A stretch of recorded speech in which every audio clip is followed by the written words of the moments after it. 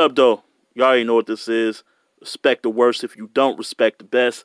Top tier podcast. I am Ledge.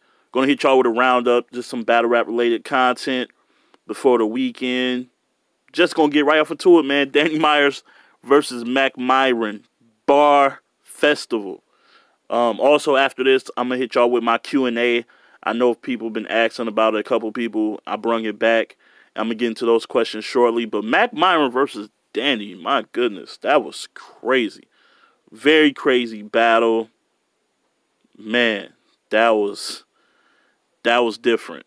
That was different. Up heavy contention for Battle of the Year for sure. Like, I think if you don't have this in contention, then you're being very, very dishonest. Like, very, very dishonest.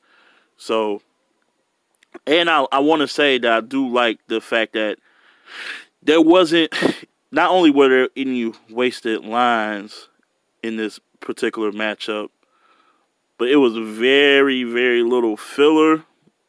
So, it created very little dry spots. And if you look, the battle says like 3 minutes. Like 30 minutes and something. But the matchup and the battle felt quick. Like, it felt like it went by very fast. But I guess that's what happens when you got an entertaining battle for all 3 rounds. It doesn't feel like time is like really of any importance, and you're just watching it and enjoying it and being thoroughly entertained. So with that, I just want to shout out, yeah, man, Body Bag Battle League. Like, you guys got one for real, for real. And I like to see that. I like to see that there's matchups that are getting this praise that aren't just necessarily on the big leagues. Like, I've talked about some of the dope matchups that's been on Black Ice Cartel, some really dope ones on Gates of the Garden, and plenty others. So it's good to see not only are there great battles happening, but they're happening on different platforms.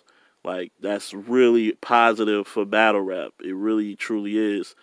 So now you got something to look forward to. In, like, the first round, how I had it, close damn near every battle. Every round. When you talk about Mac's intro, like how he starts off like kind of sentimental, like talking about how he owes Danny, or not how he owes Danny, but how Danny looked out for him, and he just cuts into like, fuck all that. Like, let's get into these bars, and he just started barring, man. The Uncle Charles line, like, he hit him with some bones. He had a lot of music references, a lot of groups and things like that, and throughout the battle, and he just bar up. A lot of people got to see him run the Rums and Avs. They got to see Myron, man. We had the Uncle Charles line. This lava lamp line where he was talking about he was going through the ups and downs. Like, he been bubbling through the ups and downs like a lava lamp. Oh, talk to him. And he was like doing that in comparison to Danny, who, he's paid for battles, he's ran leagues, and he's maneuvered in a different way. So I thought, not only punch, and that's what I'm talking about when I'm talking about writing. You see how he had a punch, but it was an angle first. Like, it was an angle that turned into a punch. Like, you don't have to just punch back to back. Like, there's advanced ways to do that type of style. And that was like a perfect example. It was heartfelt. It was sincere. Like, I've been grinding. I didn't have any cosigns. I didn't pay for battles. Like, and then to end it with a punch like that, it just drives it home. So I always hate when people try to separate the two, like it's a puncher or angler. Like, you can do both. And that line, along, like I said, the Uncle Charles line, he had a few in there, man. He was definitely barred up in that. Oh, the kick, ugly. It's something about nobody want this kick. It's like Shaq shoes or something like that with the Shaq line. Oh, he was barking. And it was on Danny to come back, and he came out the gate with a Machiavelli line that was hard. That was heavy, man. Heavy hit. Look, I'm a Game of Thrones fan, so his Game of Thrones line to Daenerys and all that, even if nobody reacted in the building, I would have reacted. Because I'm a Game of Thrones for life. Check it out. Final season is going down. That line was hard to abbreviate. the abbreviated MC. Like, he did a lot of Mac flips. A lot of his Mac flips hit. And I want to know, I hope Danny's listening, because I know sometimes he has like stopped by and checked out my content, and I appreciate that. I want to say salute to Danny for doing that. So if you're listening, I want to know, how the hell did you, because Myron had like an overall line, like Oshkosh overall, and then Danny in that same round had a crisscross line. It was like a crisscross reference saying, talking about overalls. And it was better too. It was a better line. Like, did you get tipped off that he was going to use that line, or like was that a mid rebuttal or anything like that? Like, I want to know. Like, that was very weird in a good way. It was good timing, but that was pretty crazy. So he had a lot of lines in there, man. Like, there's no dry rounds to me. It's just preference, and I just felt like the angles that Mac took along with the performance gave him that first round. Second round, I felt was probably Mac's least best round, although he probably had one of the bigger reactions because he used a Tech 9 line, and it hit, but, like, I'm kind of over the Tech 9 lines. And then he went into this R&B, like, doing R&B flips, or, like, R&B references, and it was good, but I've heard a lot. We've heard those before. Some of them hit because some of them were original, but some of them, like the Temptations line and things like that, were cool. In the New Edition one, I definitely heard that a lot. But he had a solid round, and I just felt like if Danny was anywhere close to his first round, he was going to win that round, and he was even better in my opinion because he rebutted. He came out with 2 rebuttals. 2 fire rebuttals, even rebutting the R&B flips, those were cold.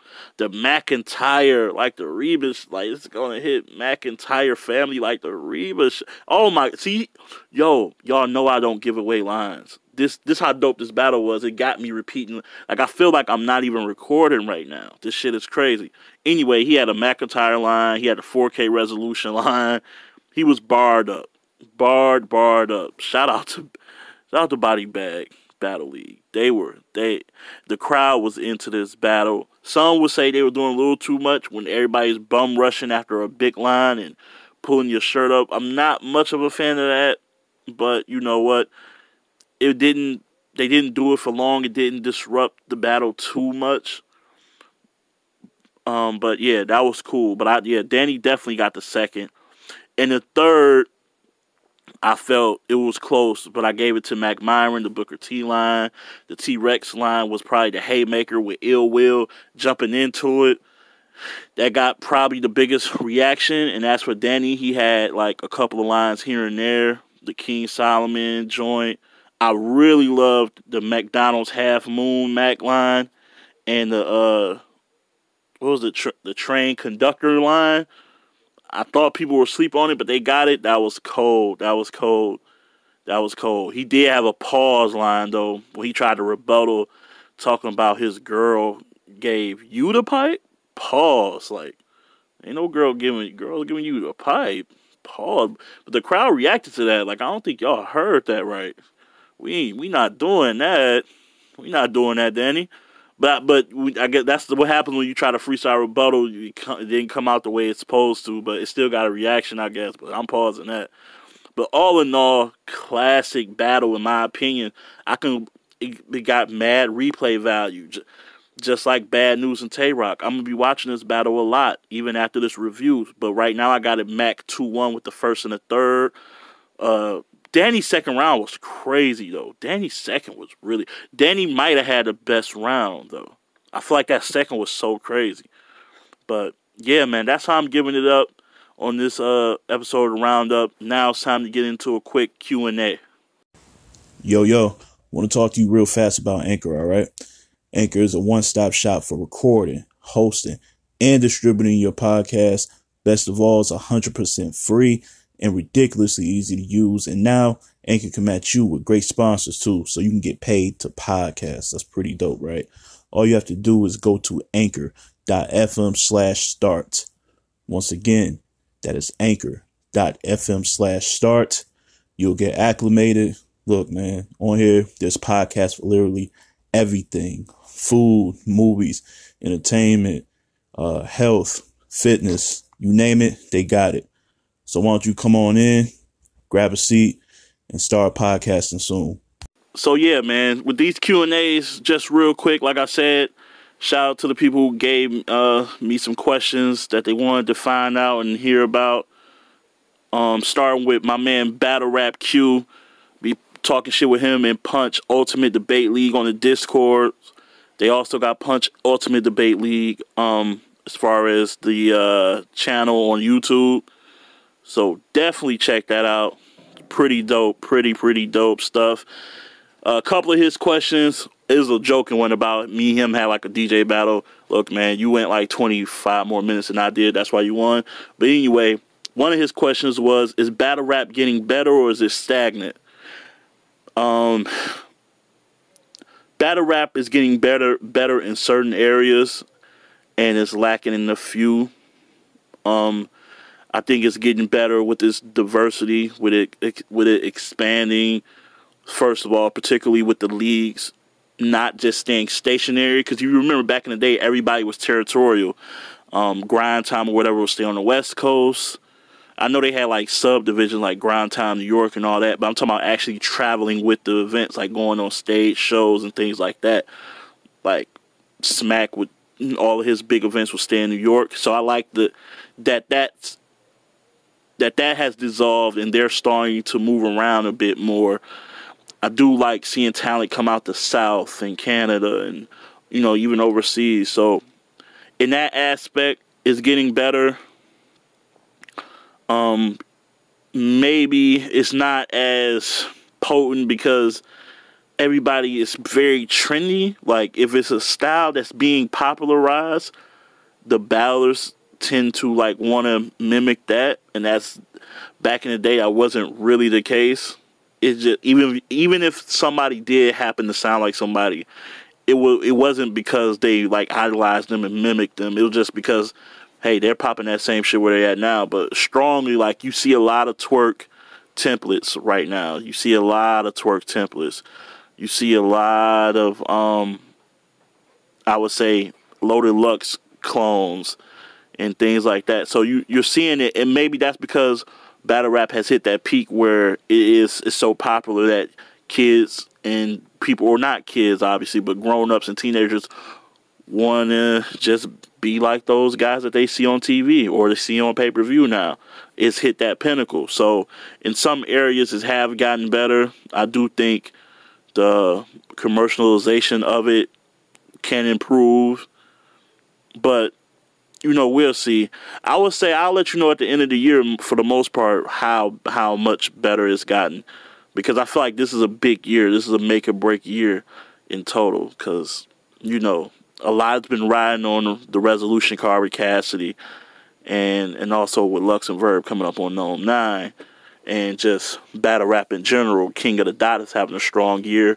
And there's a big battle that's going down that nobody's talking about that I will talk about very soon. Hopefully I have these gentlemen on my show to talk about that. But we'll see. Fingers crossed. Also, he asks, could Cass win without the booze? Nah, his material. He and E Ness have the same problem where they don't sound like none of these new guys, which is a strong point for them in the first round. The curse of that is they never switch up for the next two rounds.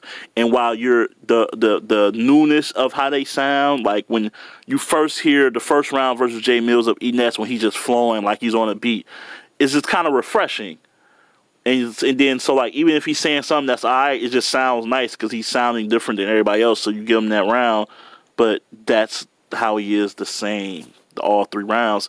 And his material doesn't get any better. And I felt like that was the same with Cass. He also wanted to know my top 5 right now. Like, so I won't even count like Verb. I'm talking about like guys who are routinely active. You know what I'm saying? Like if I just had to really come up with a 5. I don't even know if he wanted it in order or not. I don't think I can do it in order. I would say Rum, Shine, You know what? Yeah, I would say Rum, Shine, Geechee, DNA, and JC would be my top 5 right now. Why? Because those 5 to me over the past year and a half have been the most consistent. They've been the most consistent with also being on the big stage. Like, each of them have been on big stages, whereas like some guys who might be,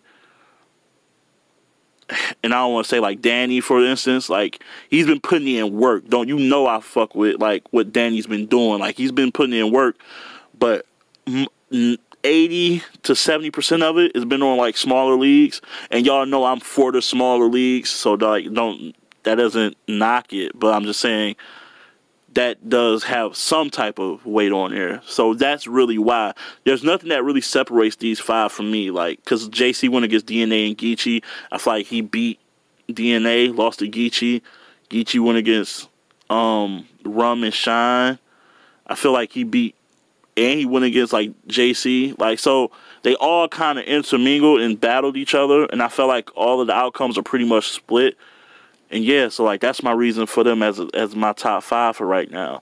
That could very well change because I don't have any favorites, so I'm not emotionally attached to anybody.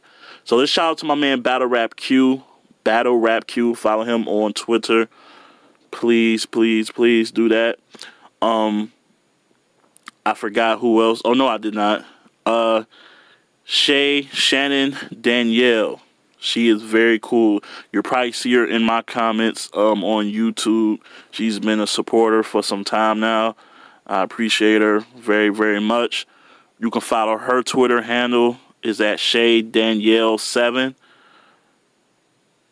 I hope I said that right. Yeah, I got that right. Yeah, so it's Shay Danielle 7, and she's really cool. She has like a really good take on battle rap. She's not just like a casual fan. She's really with it. So, and like I say, it's SHA, no Y. It's SHA Danielle 7. So please be sure to follow her. Her question was another Cassidy question. Because of Cassidy, do you think the floodgates will open where we will see more industry rappers wanting to enter battle rap for the quick bag? Also, why vault battles? Okay, so with this Cassidy thing, the floodgates will open where more industry rappers will want to battle for the quick bag. I think all of them, even before Cassidy, want to. They just know. I think none of them had the background and experience to do so. Will this actually activate matchups for potentially happening? Like, could that like actually play into fruition? I don't think so, because I don't think. Hitman said something very interesting. I don't know if it was on Hip Hop Is Real or 15 Minutes of Fame, but he said the industry rappers is actually going to look at how bad Cass was and actually retreat, because to the industry over there, he's their battle rap guy. Like, he's the best battle rapper out of the industry, you know, so to speak. As far as modern day battle rap, like not going back to like Eminem, who battle rap in the 90s. Like of the recent crop that have made it from battle rap to the industry, he's probably the peak of that era, of that demographic.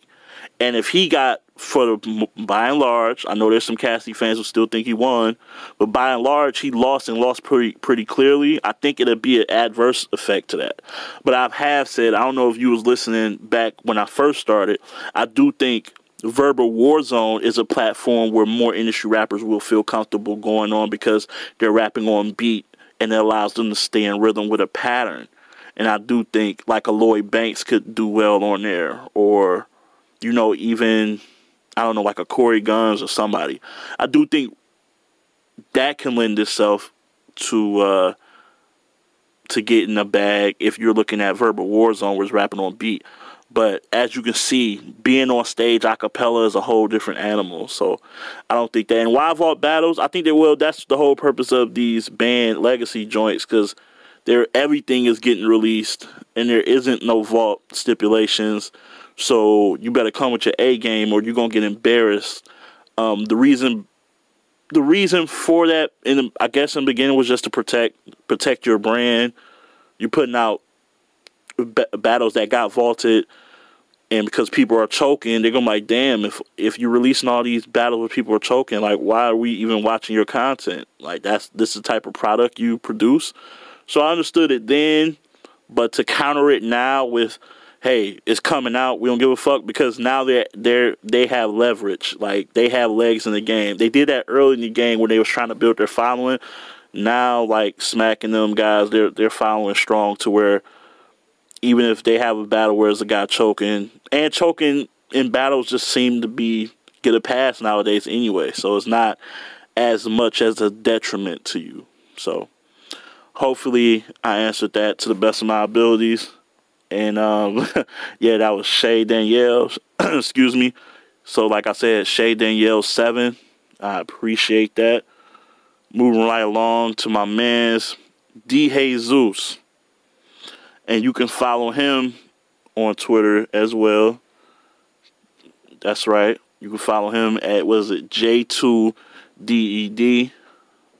That's J2DED.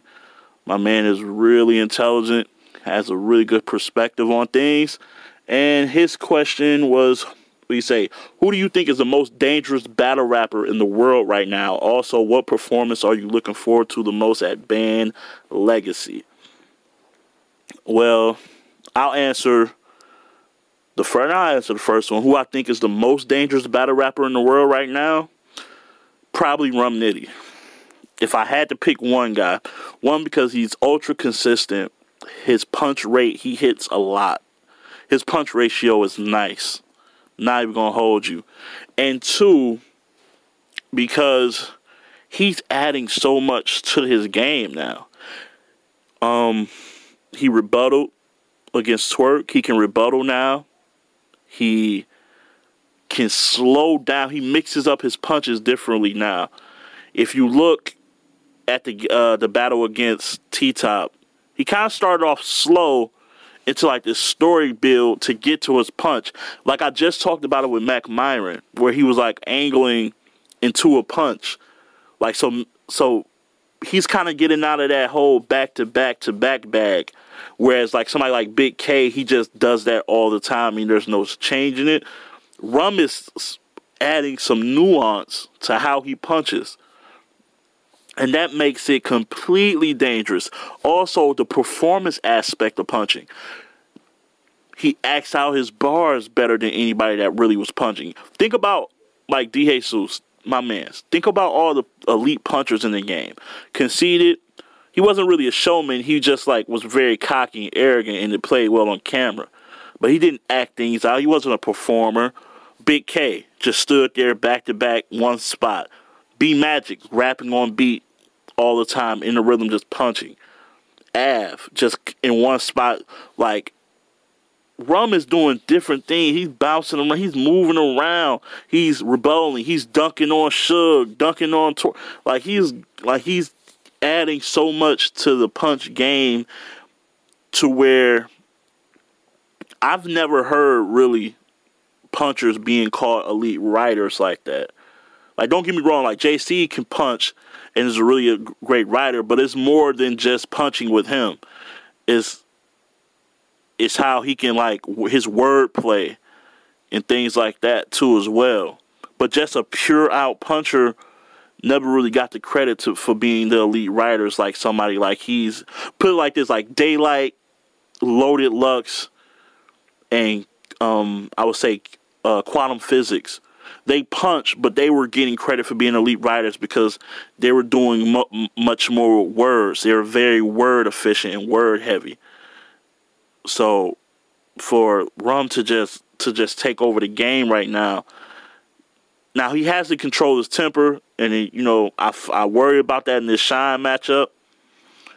And I seen Q ask me about Shine. I can't do that. I can't give you no predictions yet, Q. But in the Shine matchup, I hope it's not overly aggressive and it's very competitive. But that's the only thing holding him back. Other than that, I don't see how you can really. Like, how can you 30 a Rum? You know what I'm saying? And he's dangerous now because that whole big stage thing is thrown by the wayside. He can do that now. So you don't really have no real knocks on him to say. Like, what can you say about him? And outside of T-Top took the whole angle, T-Top probably took the one angle you could have taken, but it's been wasted now. Now, it was wasted greatly, a great third round, but that's still in the battle that I have Rum winning 2-1. So if that's your angle, that's only going to be good for one round. Now you just got to outbar. You're going to have to outbar him, and that just seems very unlikely at this stage. So right now, I would say he's currently the most dangerous battle rapper in the world right now, in my opinion, because he's more than just a puncher now. He's a little bit of everything. He's starting to become that. Also about Band Legacy performance, Ace Amin slightly over, I would say. No, not slightly over. Ace Amin, I'm looking forward to, can he capitalize? Can he make it 2 for 2? Can he be even stronger? Can he clean up, a little bit of fatigue down the stretch? I understand he got problems with people smoking in the area. Can he, get a little mentally stronger to get through them rounds? And to see, because if he bodies this Band Legacy, he's going to be on he's going to that next level. So I'm looking forward to that. So that was pretty obvious one. Not even going to hold you. But yeah, so I want to thank DJesus. Like I said, follow him at J2DED on Twitter. Follow Battle Rap Q on Twitter. And follow Shay, SHA Danielle 7 on Twitter. Thank you guys for the questions. Glad I can hit y'all with the roundup. Once again, please watch Mac Myron versus Danny Myers. It was really, really, really entertaining and dope. All right, I'm out of here. Probably be back again to talk about Panic Room for the ladies, Queen of the Ring. And with that being said, keep it battle rap. Love.